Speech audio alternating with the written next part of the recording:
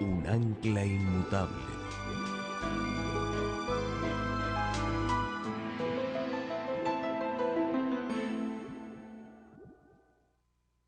Antes de entrar a nuestro estudio esta tarde, queremos pedir que Dios nos acompañe, así que les pido que junto conmigo inclinen sus rostros y vamos a orar a Dios. Nuestro Padre, te damos gracias una vez más por ser un Padre bondadoso, amoroso, que tienes todas las virtudes que debe tener un amante padre. En esta tarde, al estudiar en cuanto a tu amor para con nosotros, te pedimos que tu Espíritu Santo se manifieste en este lugar. Ayúdanos a entender cuán maravilloso eres tú, para que podamos amarte cada día más. Bendícenos pues en el estudio de tu palabra, que no regrese a ti vacía. Te lo pedimos en el precioso nombre de tu Hijo, Cristo Jesús. Amén. Para comenzar nuestro estudio esta tarde, quisiera hacerlo leyendo del libro de Génesis, el capítulo 1, y voy a leer el versículo 26 y entonces vamos a saltar al versículo 28.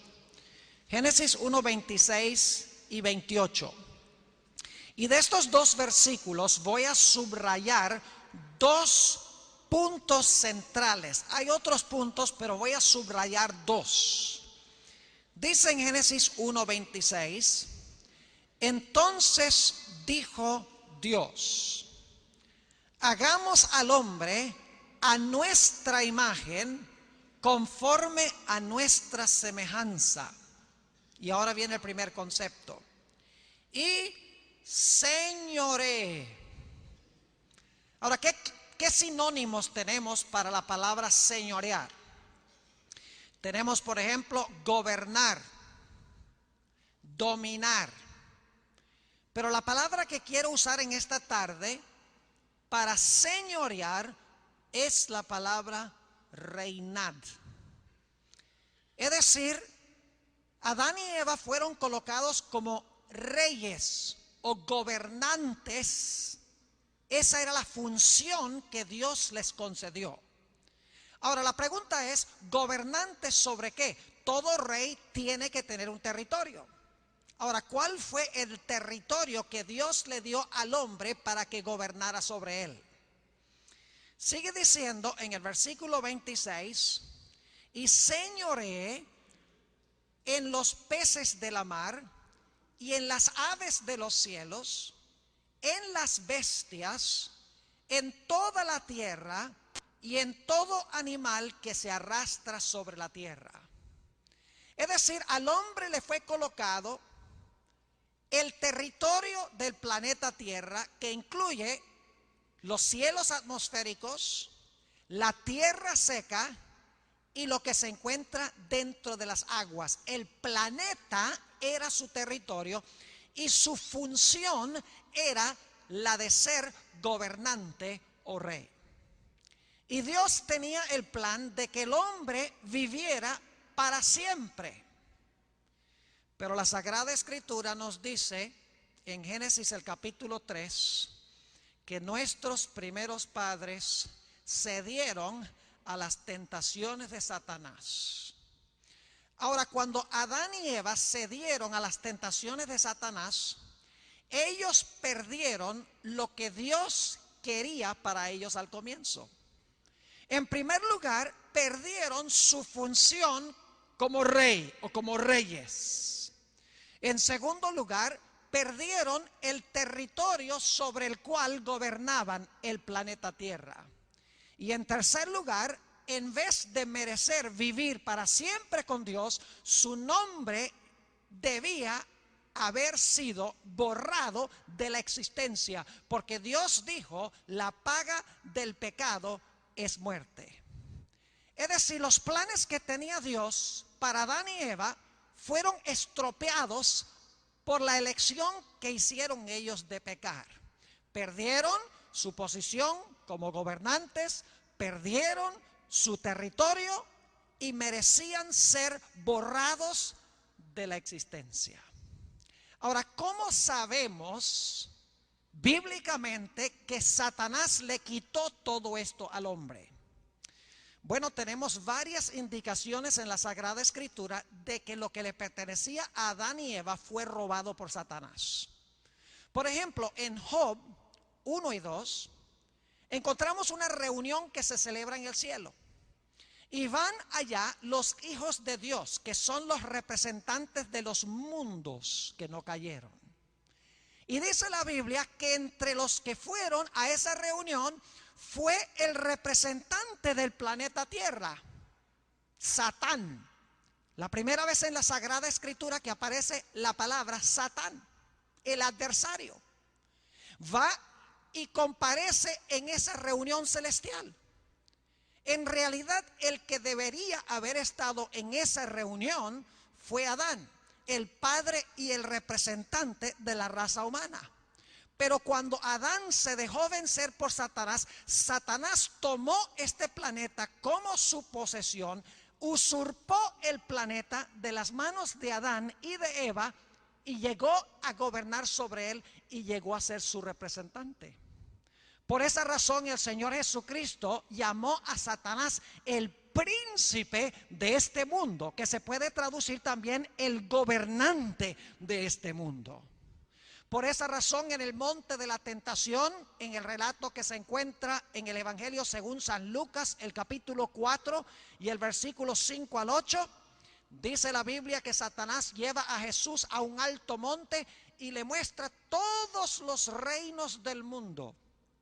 Y le dice a Jesús: todos estos reinos y su gloria te lo daré, si tan solo te inclinas y me adoras. Y luego dice Satanás: porque esto me ha sido a mí entregado. Fíjense que los reinos del mundo fueron entregados en manos de Satanás. Y el que se los entregó, según la Sagrada Escritura, fue Adán al pecar. Es decir, que lo que planeaba Dios, que el hombre fuera rey, que su territorio o esfera de dominio fuera la tierra, y que existiera para siempre en un estado de inocencia y santidad, se arruinó. Satanás tomó la posición como rey y representante. En segundo lugar, tomó posesión del planeta Tierra. Y en tercer lugar, hizo al hombre reo de muerte. Y lo peor es que no había un ser humano que pudiese recuperar lo que Adán y Eva perdieron. Porque la Sagrada Escritura dice en el libro de los Romanos, el capítulo 3 y el versículo 23, todos han pecado y están destituidos de la gloria de Dios. Romanos 3 y el versículo 1 dice: no hay justo ni aún uno. No hay ser humano en el planeta Tierra que en algún momento no haya sido vencido por Satanás. Es decir, no hay un ser humano en el planeta Tierra que puede recuperar lo que se perdió, porque para recuperarlo habría que vencer perfectamente en todo a Satanás y no dejarse vencer ni en un solo detalle. Y dentro de la raza humana no había nadie que tuviera esas especificaciones. Sin embargo, la raza humana necesitaba a alguien que redimiera lo perdido. ¿Quién podía redimirlo? La ley mosaica nos da una explicación muy interesante, una indicación en cuanto al único que podía redimir la posesión perdida, que podía librar a una persona que se había vendido a esclavitud, redimir a una persona cuyo nombre estaba en peligro de desaparecer de la historia.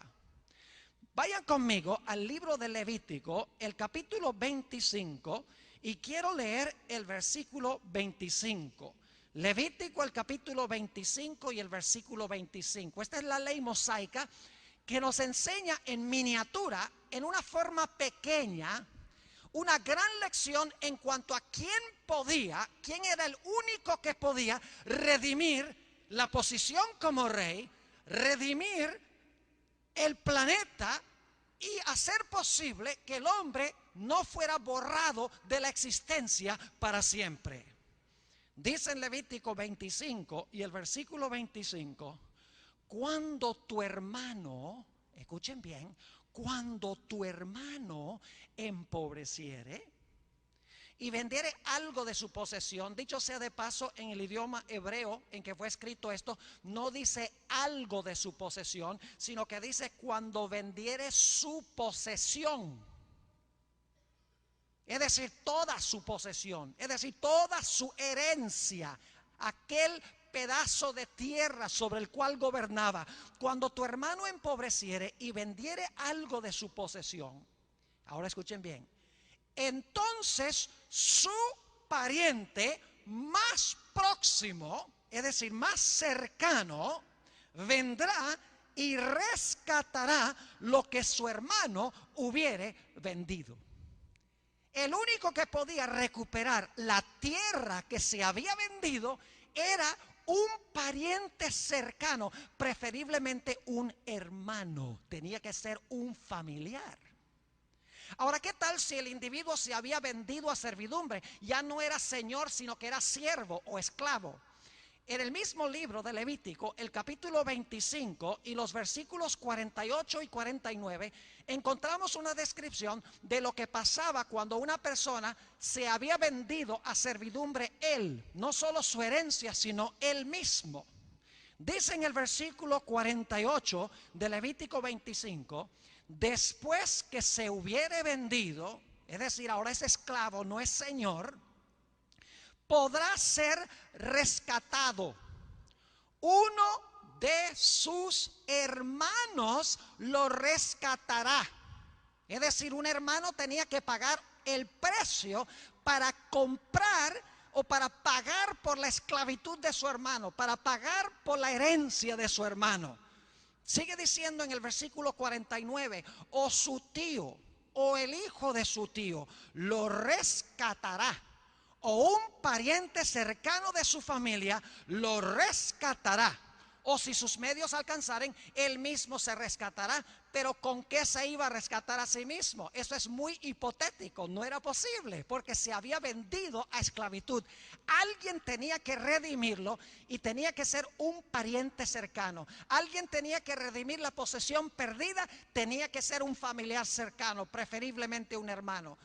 Ahora no voy a leer el texto, pero en el libro de Ruth, que vamos a estudiar mañana en la tarde, Dios mediante, el capítulo 4 y el versículo 5 dice que cuando el padre de la familia moría y había peligro de que el nombre familiar desapareciese de una vez para siempre de la historia, podía venir un pariente cercano para casarse con la esposa de ese hombre, para suscitar el nombre de ese individuo para que no desapareciera. Tres funciones. Primero, librar al que se había vendido como siervo, ya no era señor. Segundo, un pariente cercano que podía redimir la herencia o la posesión perdida. Número 3, un pariente cercano que pudiese perpetuar el nombre que estaba en peligro de desaparecer perpetuamente de la historia. Ahora, como les mencioné, esta ley mosaica solamente es una figura o una ilustración de algo mucho más grande. Porque es una ilustración en miniatura en la ley mosaica de la gran liberación que iba a venir a la raza humana. Era un ejemplo local que debía ilustrar a nivel universal quién podía recuperar la herencia perdida, el reino perdido y el nombre que parecía a punto de desaparecer, porque la Biblia dice que la paga del pecado es muerte. El hombre iba a ser borrado de una vez por todas del libro de la vida. El hombre necesitaba un campeón, un pariente cercano que pudiese cumplir esta responsabilidad. Pero el problema es que no había un ser humano que fuese pariente de otros seres humanos que hubiese vencido a Satanás, que no se hubiese vendido a esclavitud de él, que no hubiese vendido su herencia y que no mereciera que su nombre fuese extirpado de la historia. Ahora, el cumplimiento de esta escena del Antiguo Testamento, de la ley mosaica, se encuentra en 2 capítulos espectaculares del libro de Apocalipsis. Si tienen sus Biblias y pueden leer, está un poco oscuro, pero de todas maneras va a estar en la pantalla. Apocalipsis, el capítulo 4 y el capítulo 5 van a ser nuestros capítulos de atención especial en esta tarde. Y recuerden que Apocalipsis 4 y 5 está hablando del cumplimiento de la sombra que se encontraba en la ley mosaica. Es decir, lo que estaba en la ley mosaica era un modelo en miniatura, era una ilustración pequeña de lo que iba a suceder a nivel universal para recuperar lo que Adán y Eva perdieron originalmente. Ahora, no tenemos tiempo de estudiar en detalle Apocalipsis 4. Así que les voy a describir lo que tiene el capítulo y solamente vamos a leer el versículo 11 del capítulo 4. Pero escuchen la descripción, ustedes pueden leerlo en su tiempo libre. En Apocalipsis 4 hay un trono que está colocado en el cielo. En el trono hay uno que está sentado. Inmediatamente alrededor del trono se encuentran 4 seres vivientes que se identifican en el libro de Ezequiel, capítulos 10 y 11, como los 4 querubines que rodean el trono de Dios. Es decir, son los comandantes de las huestes angélicas y son los guardianes del arca del pacto que representa el trono de Dios. Están inmediatos, en otras palabras, al trono de Dios estos 4 seres vivientes. Un poco más allá de los 4 seres vivientes se encuentran unos personajes que se describen como los 24 ancianos. Es decir, en Apocalipsis 4 ustedes leen todo el capítulo y van a encontrar que allí solamente está uno sentado en el trono, que vamos a ver que es Dios el Padre. Inmediatamente alrededor del trono están los 4 seres vivientes, que son los 4 querubines que rodean el trono de Dios, los comandantes de las huestes angélicas. Y luego, un poco más afuera del círculo, se encuentran los 24 ancianos que identificaremos un poco más tarde en nuestro estudio. Ahora, lo extraño en Apocalipsis 4 no es quienes están presentes, sino quienes están ausentes. Porque al leer Apocalipsis 4 nos damos cuenta que no hay ni una sola mención de ángeles. Los ángeles no están. Y uno dice, ¿qué se hicieron todos los ángeles en Apocalipsis 4? Están los 4 querubines, están los 24 ancianos, está el Padre sentado en el trono, pero no están los ángeles.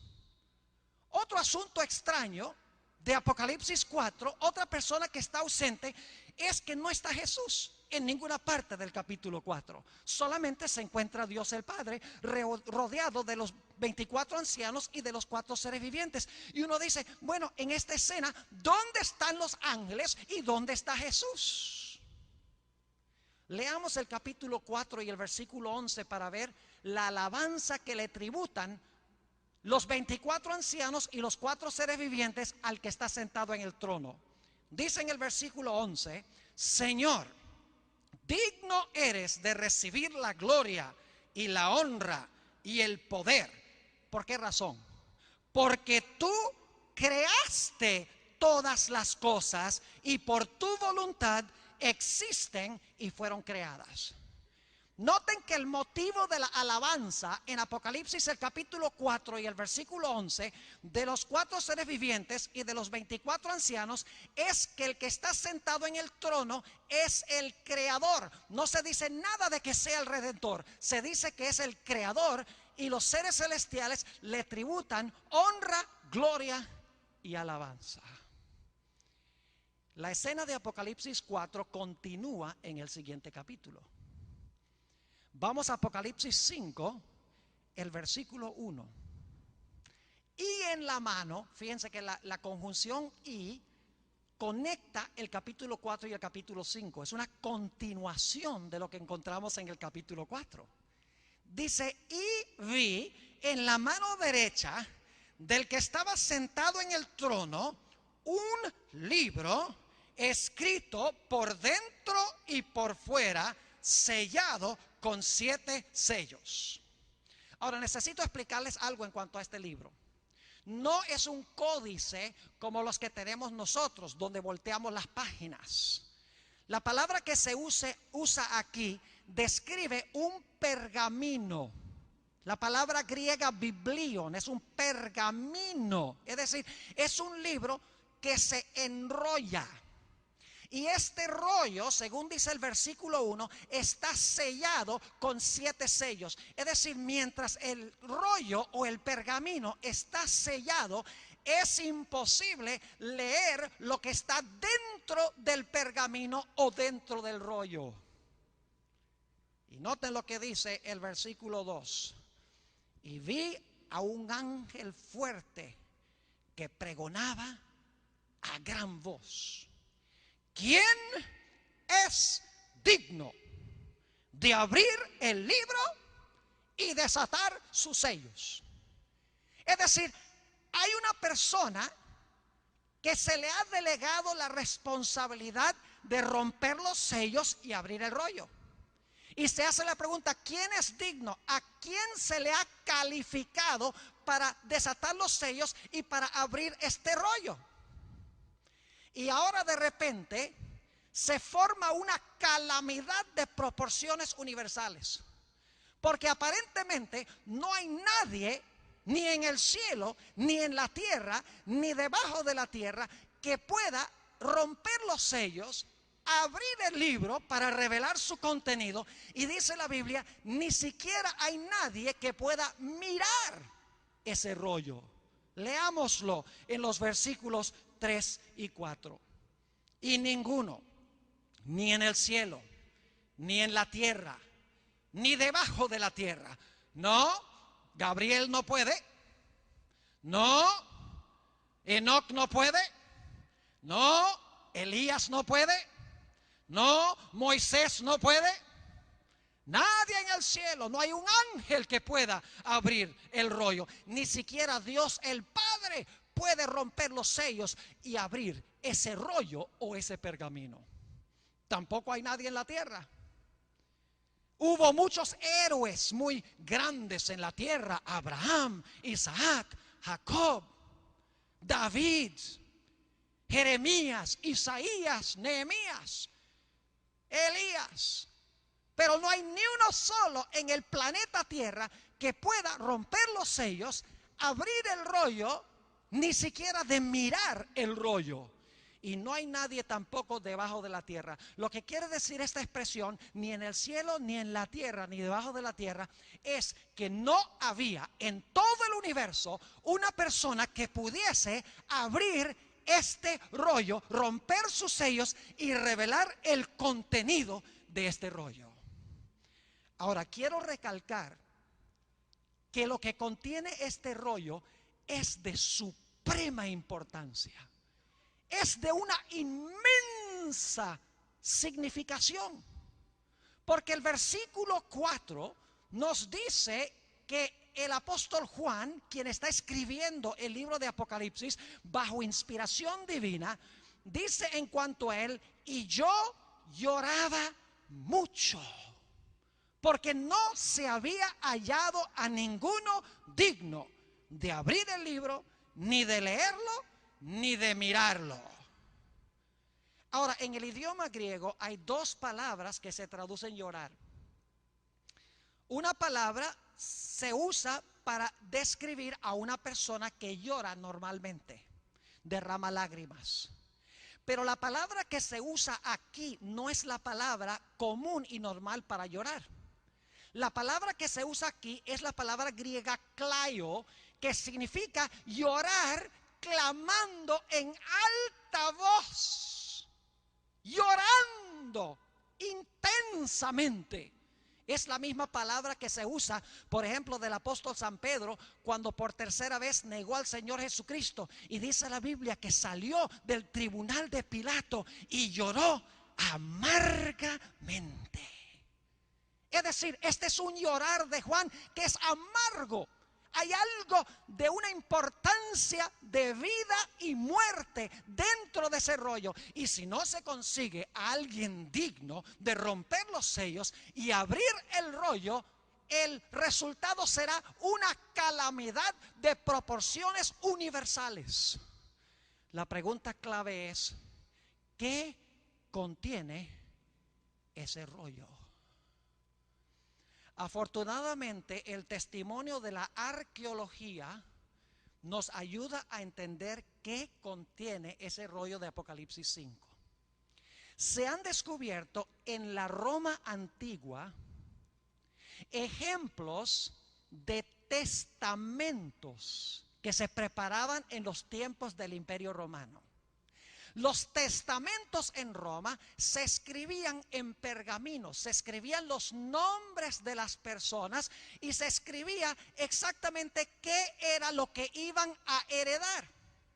Y luego entonces se enrollaba el testamento y se le ponían 7 pedazos de cuerda alrededor, y a donde se encontraban los 2 cabos de la cuerda se ponía cera mojada que luego se endurecía, y así los 2 cabos quedaban cerrados.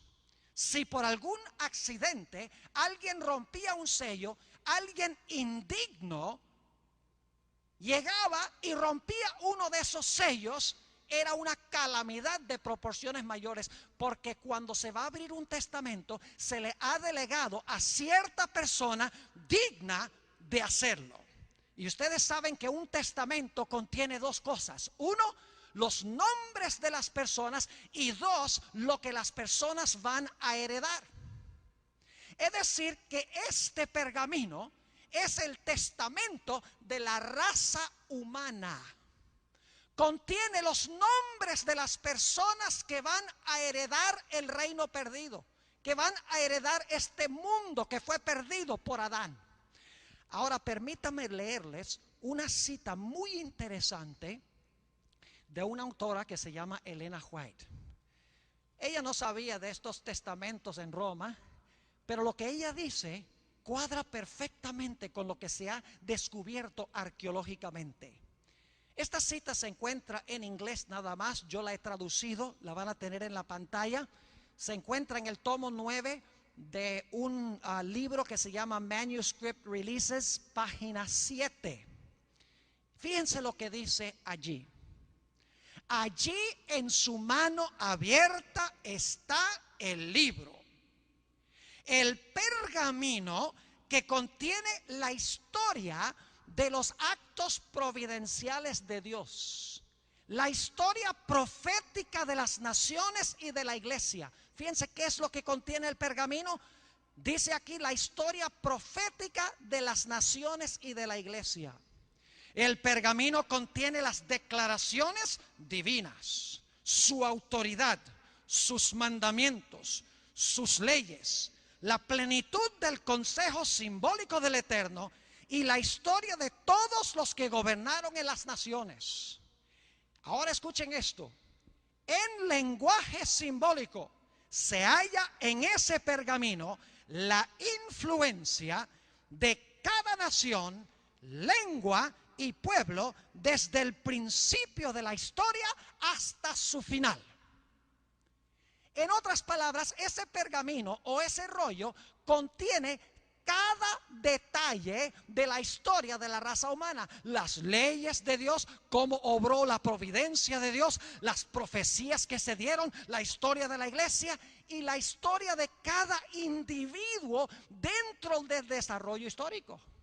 Es decir, que cuando se abre ese rollo, se revela quienes en realidad fueron fieles a Dios y recibieron a Jesús y por lo tanto van a recuperar la herencia perdida, van a ser librados de la servidumbre, y se revela quienes por sus decisiones a través de la historia no merecen heredar la herencia perdida, no merecen que sus nombres sean perpetuados en el libro de la vida, no merecen recuperar la herencia perdida. Es decir, en ese rollo se encuentra la descripción de los que van a heredar lo que se perdió y los que no lo van a heredar. Es decir, que si no se abre lo que está en ese rollo, la raza humana en su totalidad está perdida, porque el testamento de la raza humana queda cerrado. Y por eso es que Juan llora y clama, porque Juan vivió en el Imperio Romano. Él sabía qué contenía este pergamino y por lo tanto dice la Biblia que llora amargamente. Lo lindo es que ahora la escena cambia.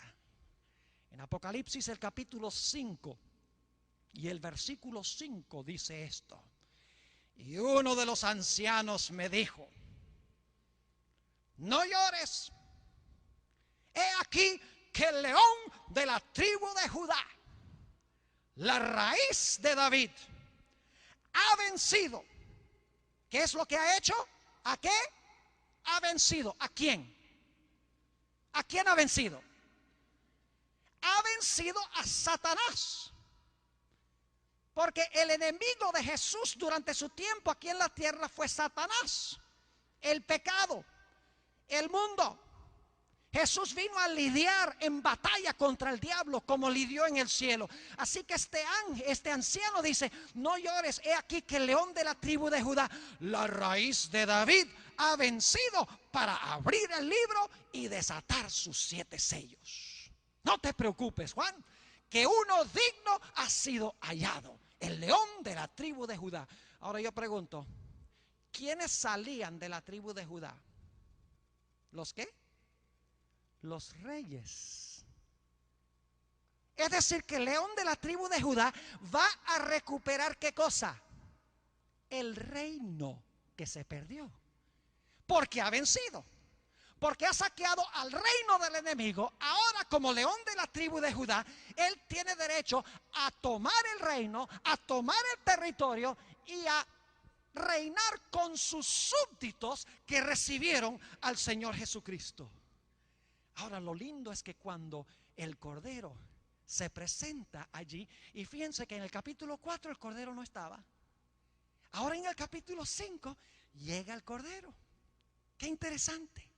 Capítulo 4 está uno sentado en el trono, Dios el Padre, los 4 querubines, los 24 ancianos, los ángeles no están, el Hijo no está.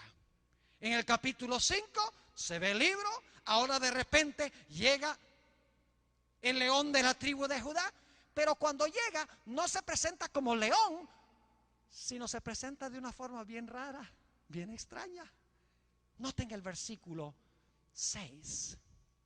Y miré y vi que en medio del trono y de los 4 seres vivientes y en medio de los ancianos estaba en pie un cordero como inmolado.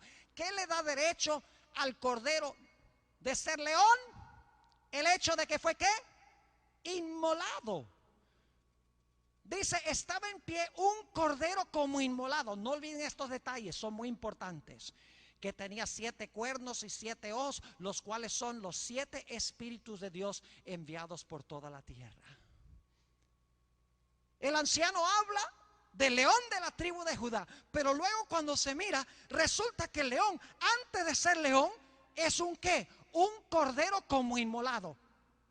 Porque la Biblia dice que cuando Jesús murió en la cruz, dijo, consumado es. Satanás había sido derrotado por la muerte de Jesús. Por eso en Juan 12, el Señor Jesucristo dijo, ahora es el juicio de este mundo. Ahora el príncipe de este mundo será echado fuera. Es decir, el que tomó el reinado va a ser echado. Y ahora yo soy el que voy a tomar el reinado. Y luego dice Jesús explicando lo que quiso decir. Que yo, si fuere levantado, atraeré a todos a mí mismo. Y estaba hablando, dice el Evangelio según San Juan, de la muerte que iba a sufrir. Lo que capacita a Jesús para abrir el rollo, para romper los sellos, es que Jesús se hizo cordero. Pagó el precio de la redención para redimir el territorio, para redimir a los esclavos y para hacer posible que sus nombres fueran registrados en el libro. Es decir, el Señor Jesucristo se presentó como el campeón o como el redentor que se menciona en la ley mosaica. Ahora quiero que noten la reacción del cielo después que el Señor Jesucristo recibe el libro y se dice que Él es digno porque ha vencido, porque ha muerto, porque ha pagado el precio para redimir a los que estaban esclavos, para redimir la posesión, la tierra perdida, para redimir a los que eran reos de muerte. Fíjense la reacción del cielo. Primero cantan los 4 seres vivientes y los ancianos. Dice en el versículo 8: y cuando hubo tomado el libro, los 4 seres vivientes y los 24 ancianos se postraron delante del Cordero. Y todos tenían arpas y copas de oro llenas de incienso, que son las oraciones de los santos. Y cantaban un nuevo cántico diciendo: digno eres de tomar el libro y de abrir los sellos, porque tú fuiste inmolado y con tu sangre nos has redimido para Dios de todo linaje y lengua y pueblo y nación. Digno eres de abrir el rollo, porque fuiste inmolado y nos has redimido, nos has librado, has comprado la herencia perdida, has comprado la libertad, has hecho posible que nuestros nombres sean escritos en el libro de la vida, que no sean borrados. Pero la alabanza no termina con los 4 seres vivientes y con los 24 ancianos. Continúa luego con la hueste angelical. Vean qué interesante. Ahora aparece en el capítulo 5 la hueste angelical. La pregunta es: ¿dónde estaban? En unos momentos les voy a decir de qué ocasión histórica está hablando Apocalipsis 5, porque esto sucedió en cierto momento histórico. Pero primero vamos a leer los versículos 11 y 12, la alabanza de los seres celestiales ahora, los ángeles. Dice: y miré y oí la voz de muchos ángeles alrededor del trono y de los seres vivientes y de los ancianos, y su número era millones de millones, que decían a gran voz: el Cordero que fue inmolado es digno de tomar el poder, las riquezas, la sabiduría, la fortaleza, la honra, la gloria y la alabanza. Pero la alabanza no termina allí. Ahora se va a unir todo el universo en una canción de alabanza al Cordero. El versículo 13 dice: y a todo lo creado que está en el cielo y sobre la tierra y debajo de la tierra y en el mar, y a todas las cosas que en ellos hay, oí decir: al que está sentado en el trono y al Cordero sea la alabanza, la honra, la gloria y el poder por los siglos de los siglos. Todo el cielo, la tierra y el universo se unen en alabar al que está sentado sobre el trono y alabar al Cordero. Pero alaban al Cordero porque es el Redentor, mientras que en el capítulo 4 alababan al Padre como el Creador.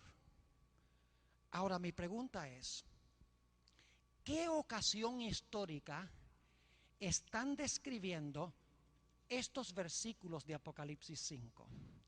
Ustedes me van a perdonar, espero, por leer una cita bastante larga que encontramos en un libro que es uno de mis favoritos.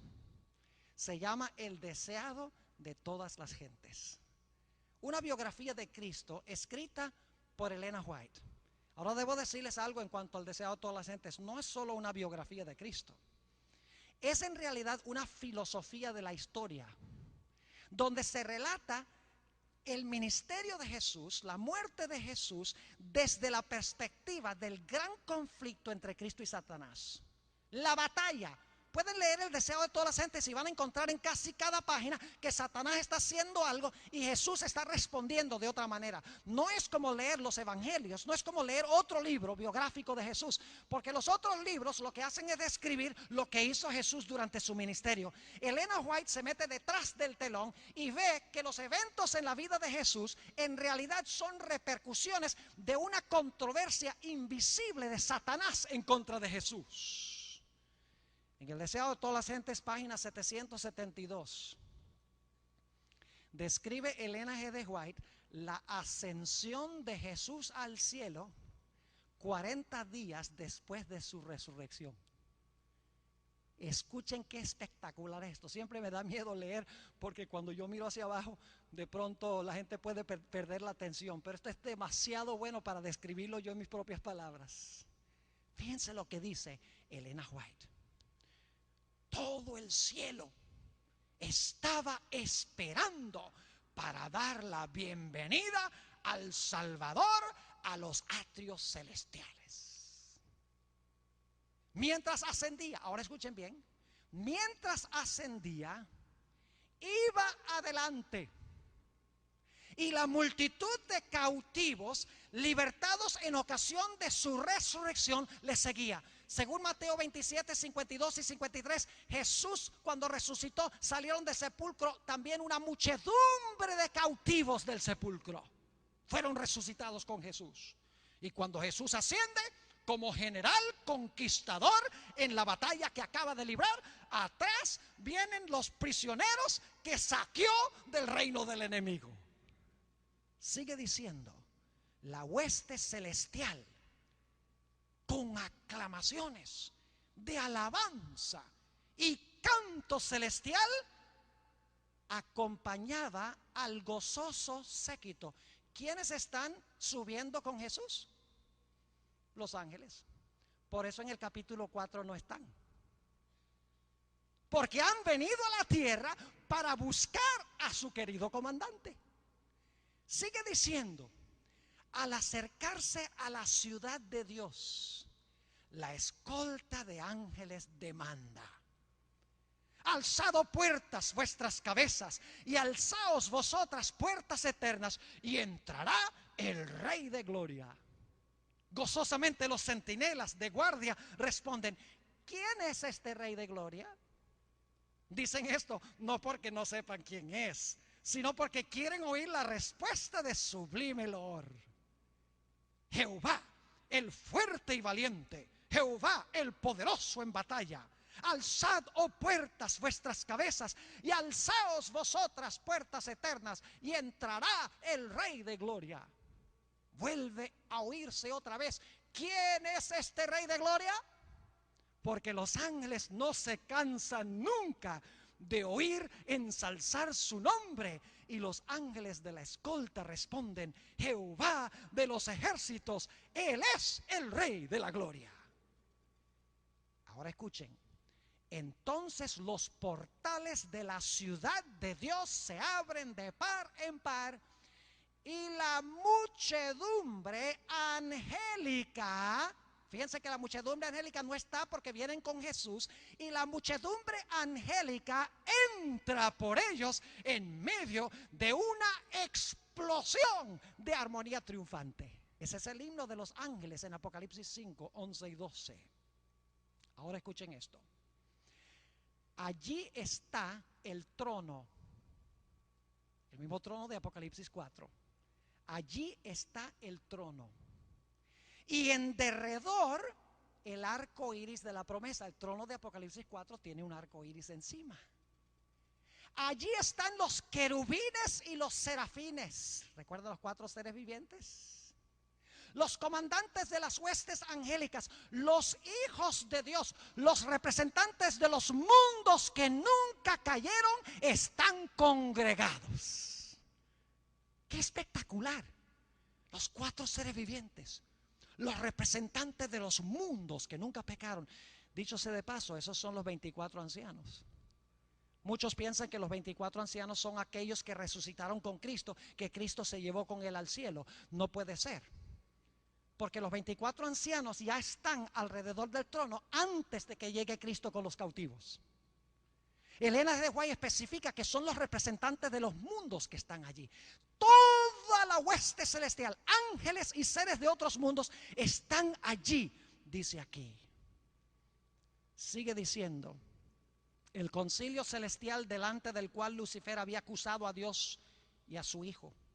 Los representantes de aquellos reinos sin pecado sobre los cuales Satanás pensaba establecer su dominio, todos están allí para dar la bienvenida al Redentor.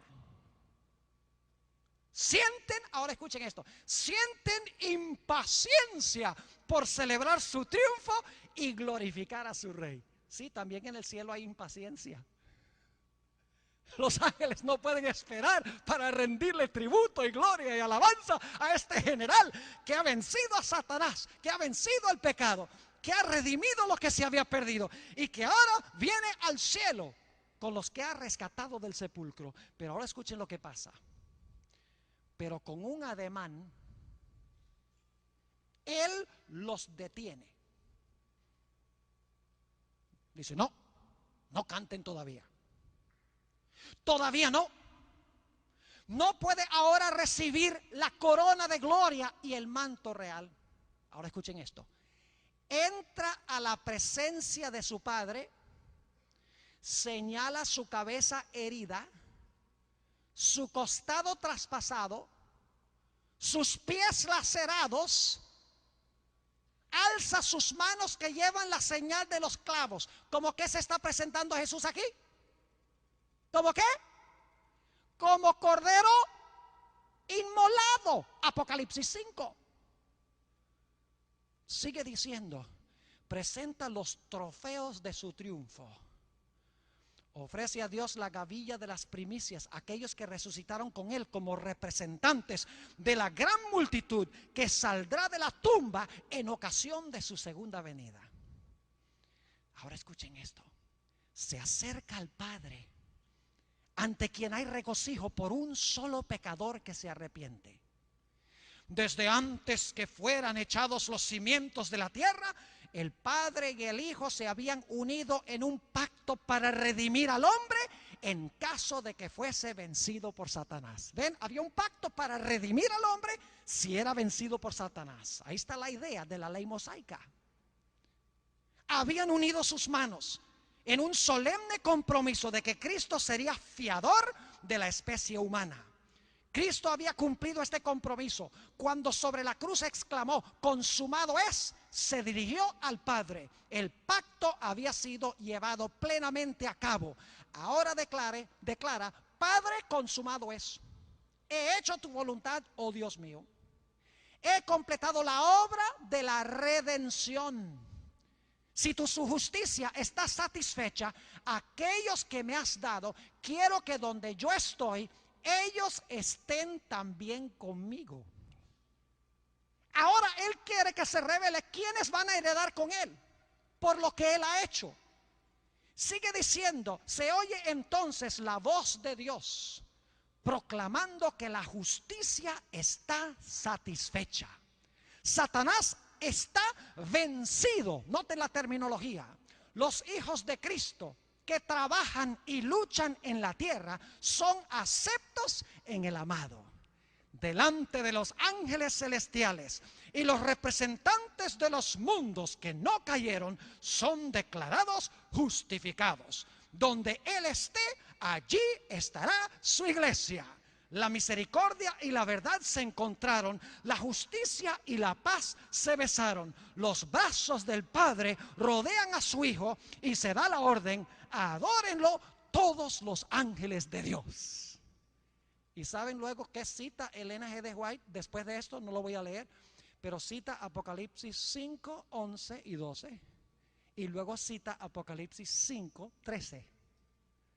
Es decir, esta ocasión que se describe en Apocalipsis 5 es el momento cuando Jesús ascendió al cielo, habiendo recuperado lo que el hombre perdió, habiendo recuperado el reino perdido, habiendo recuperado la posición como rey para devolverle al ser humano, habiendo hecho posible que nuestros nombres quedaran registrados en el libro de la vida a pesar de nuestros pecados. Ahora, no puedo terminar en esta tarde sin volver otra vez a Apocalipsis 5 y luego ir a Apocalipsis 22, porque aquí viene el punto más importante. Apocalipsis 5, y quiero leer otra vez el versículo 5. Y uno de los ancianos me dijo: no llores, he aquí que el león de la tribu de Judá, ahora escuchen esto, la raíz de David, ha vencido para abrir el libro y desatar sus sellos. Jesús es llamado la raíz de David. Ahora vayan conmigo a Apocalipsis 22 y el versículo 16. Muy importante este texto. Apocalipsis, el capítulo 22 y el versículo 16. Yo, Jesús, he enviado mi ángel para daros testimonio de estas cosas en las iglesias. Ahora escuchen bien. Yo soy la raíz, ¿y qué? Y el linaje de David. Paremos un momento allí. La gente me pregunta a mí: ¿cómo, pastor, consigue usted todas las cosas que consigue en la Biblia? ¿Saben cómo? Yo leo un texto y luego pienso sobre el texto por 10 minutos. Reflexiono sobre el texto.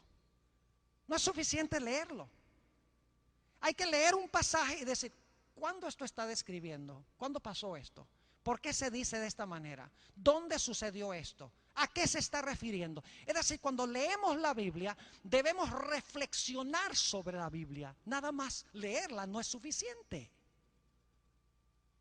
Ahora, yo no sé si ustedes notaron algo interesante. Aquí dice que Jesús es la raíz y el linaje de David. Les hago una pregunta. ¿Creen ustedes que yo puedo ser al mismo tiempo padre de mi hijo e hijo de mi hijo? Y ustedes dicen: qué pregunta tan ridícula. ¿Cómo el pastor Bor dice que si él puede ser padre de su hijo y también hijo de su hijo? Obvio que eso es imposible. Pero Apocalipsis 22, 16 nos está diciendo que Jesús es la raíz de David y también el linaje. Es el padre de David y el hijo de David. Lo mismo sucede con Abraham. La Biblia dice que Jesús es el linaje de Abraham, pero Jesús dijo: antes que Abraham fuese, yo soy.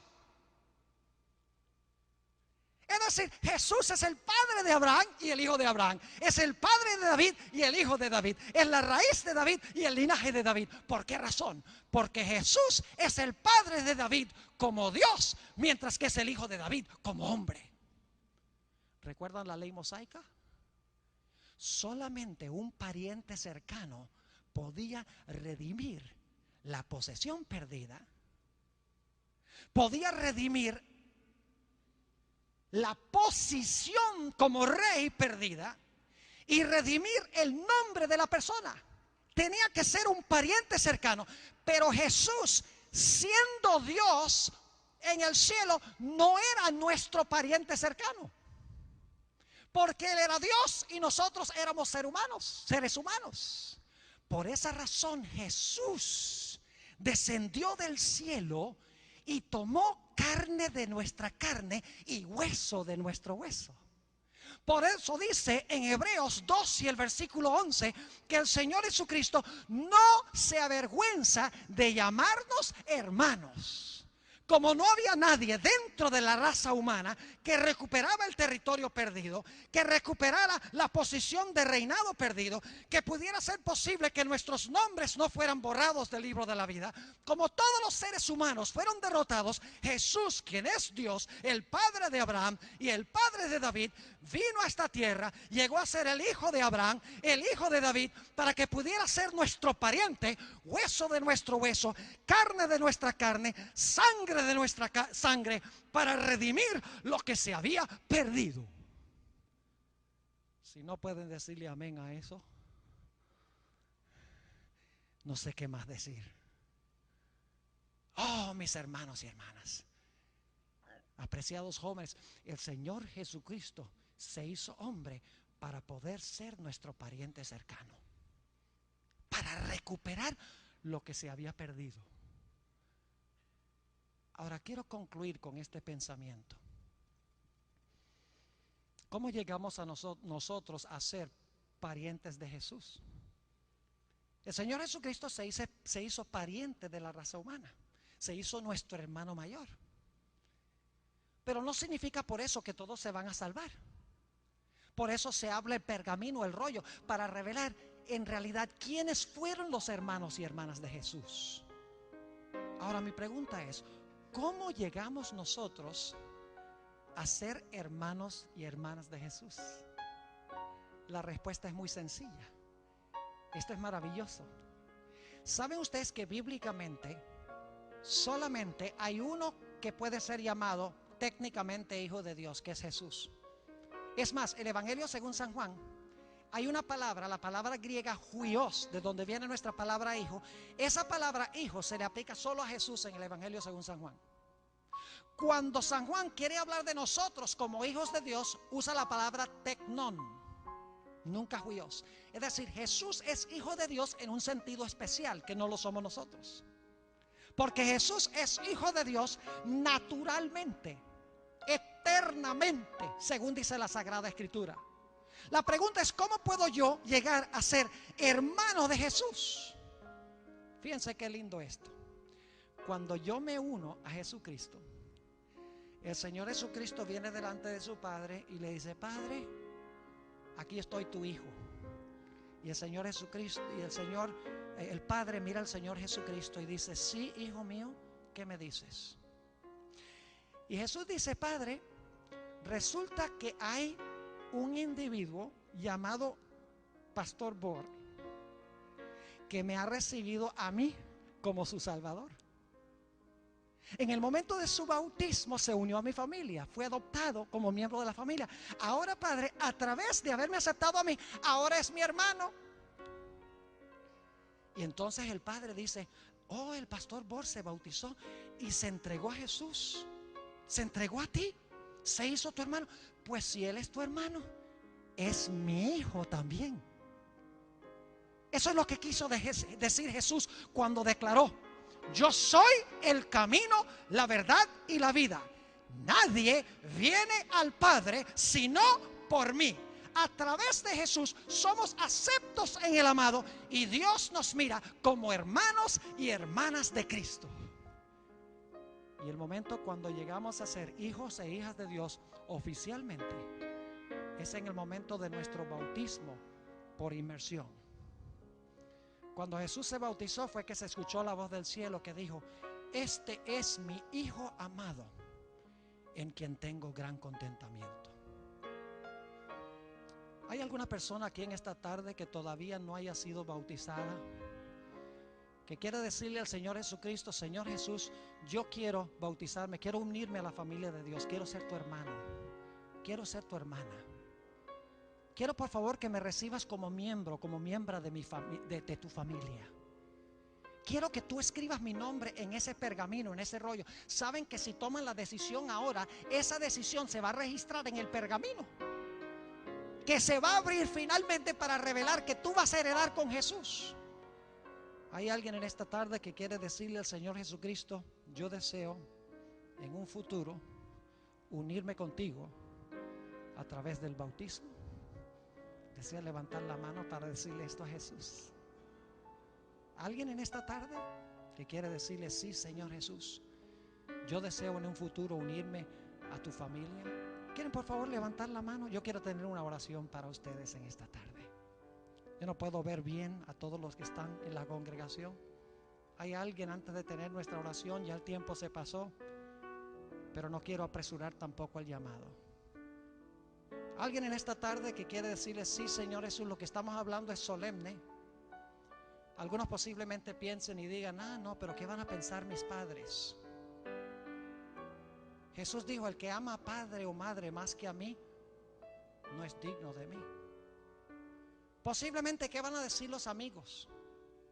La Biblia dice que los enemigos no deben entreponerse entre nosotros y nuestra relación con Jesús. Hay alguien en esta tarde que con valentía quiere decirle: sí, Señor Jesús, yo escojo en esta tarde unirme a tu familia. En un futuro, no significa que va a ser el sábado, pero están tomando su decisión hoy de que se van a unir a Jesús a través del bautismo. ¿Hay alguien? ¿Será que todos los que están aquí están bautizados ya? No creo. Estamos hablando del bautismo por inmersión, sumergidos debajo del agua. Jesús te está llamando ahora por medio de su Espíritu Santo. Saben que cuando ustedes dicen que no, a mí no me están diciendo que no. Le están diciendo que no al Señor Jesús, porque el Señor Jesús me está usando sencillamente a mí como un instrumento para llamarlos a ustedes. La Biblia dice que Dios llama a sus ministros para proclamar el Evangelio. Esa es la forma que Él ha establecido para que la gente vaya a los pies de Jesús. Solo unos pocos instantes y voy a tener la oración. ¿Hay alguna persona aquí que quiere colocarse de pie? Hagámoslo bien serio. Quiere decirle al Señor Jesucristo: sí, Señor Jesús, yo escojo hoy que voy a unirme contigo. ¿Alguien? Cuán duros son los corazones, ¿verdad? ¿Has sentido esta tarde que lo que hemos hablado de la palabra es la verdad de Dios? Yo creo que es la verdad, sé que es la verdad. ¿Quieres finalmente heredar el reino con Jesús? ¿Quieres vivir eternamente con Él? Necesitas tomar esa decisión. Bien, en esta tarde quiero tener una palabra de oración. Satanás obra ferozmente para que la gente no responda al llamado de Dios. Gloria a Dios. Allá veo una persona parada, aquí veo otra. No es fácil pararse solos en una congregación, pero algún día tendremos que pararnos a riesgo de nuestra vida por Jesús. Si te resulta difícil tu familia ahora, no pienses que va a ser más fácil cuando tu vida esté en juego por Jesús. Yo no sé si es mucho pedirle a estas dos almas que vengan aquí al frente un momento para tenerlas cerca, para tener una oración. ¿Podría pedirles por favor que vengan acá? Ni siquiera tienen que mirar a la congregación, vengan acá nada más. Yo voy a tener una oración con ustedes. Doy gloria a Dios por estas almas que el Señor ha tocado. Si hay alguno más en este momento que quiere venir al frente, vengan. No dejen pasar esta oportunidad. Puede ser la última vez que Dios te llame. Yo podría contarles historias, pero no voy a tomar el tiempo para hacerlo. Señor te bendiga, Dios te bendiga. Han hecho la mejor elección hoy. Gloria al Señor. ¿Alguien más? Muy bien. Voy a tener una palabra de oración. Si durante la oración hay alguien más aquí que quiere colocarse de pie donde quiera que esté, pido que por favor lo haga. No salgan de este lugar sin tomar una decisión. Oremos. Padre, te damos gracias porque enviaste a Jesús a este mundo. Cuando perdimos todo, gracias porque enviaste a Jesús para recuperarlo todo. Te doy gracias, Señor, por estas dos almas que han venido al frente en respuesta a tu llamado. No es fácil, pero tú has dicho que el que se avergüence de ti, tú te avergonzarás de él o de ella. Te pido, Señor, que muy pronto, después de prepararse, estas queridas almas tuyas puedan sellar su pacto con Jesús a través del bautismo. Y Señor, en este momento te ruego por aquellas personas que están en esta congregación. El Espíritu Santo les está hablando. Saben que deben responder, tienen una lucha intensa en su corazón. Te ruego, Señor, que en este momento tú les des también la valentía de pararse y decirle: sí, Señor Jesús, yo también escojo este día unirme contigo como mi Salvador, mi Señor, mi hermano, como miembro de tu familia. Te doy gracias, Señor, por la forma en que obras. Te pido, Señor, que sigas trabajando en los corazones de las personas que están reunidas acá. Hay muchas que todavía no han sido bautizadas. Te ruego que antes que termine esta semana, tu Espíritu Santo las persuada, las convenza de hacer una entrega completa a Jesús. Te doy gracias, Señor, por haber estado con nosotros. Gracias por escuchar mi oración. Te lo pido en el nombre de Jesús. Amén.